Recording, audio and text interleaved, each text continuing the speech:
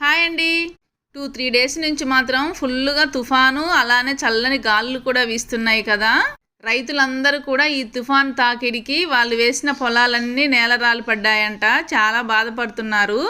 ఇప్పుడు వాతావరణం ఏంటో అర్థం కావట్లేదు. వర్షాకాలంలోనే ఎండలు కాసాయి, ఇప్పుడు చలికాలంలోనేమో ఇలా వర్షాలు వస్తున్నాయి. ఇలాంటి అకాల వర్షాల వల్లనే నోటి దగ్గరకు వచ్చిన పంట నేలమట్టమైపోతుంది. మన చేతిలో ఏముందండి, అంతా ప్రకృతి పరమాత్మ.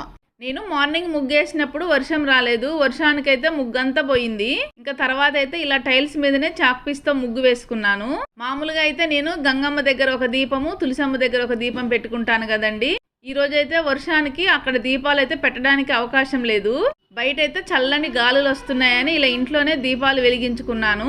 ఈ ప్రమిదలు అయితే చాలా బాగున్నాయండి. ఇలా క్యాప్స్ ఉండడం వల్ల దీపం అయితే కొండెక్కట్లేదు. ఆయిల్ ఉన్నంత వరకు వెలుగుతూనే ఉంది. ఎంత వర్షం వచ్చినా చలిగాలులు వచ్చినా కార్తీక స్నానం అయితే చేయాల్సిందే. దీపారాధన అయితే తప్పకుండా వెలిగించాల్సిందే. బయట ఎలాగూ వర్షం వస్తుంది కదండి, అక్కడ దీపాలు పెట్టినా ఉండవు. అందుకోసమే అవే దీపాలని ఇలా మా గుమ్మానికి అటువైపు ఒకటి ఇటువైపు ఒకటి అయితే పెట్టుకున్నాను.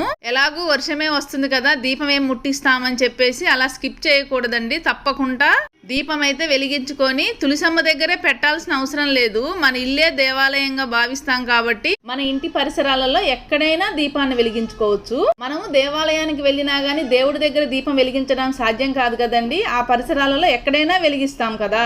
అసలు దీపం వెలిగించాలనే మనసుంటే మార్గం ఎలాగైనా ఉంటుంది కదా.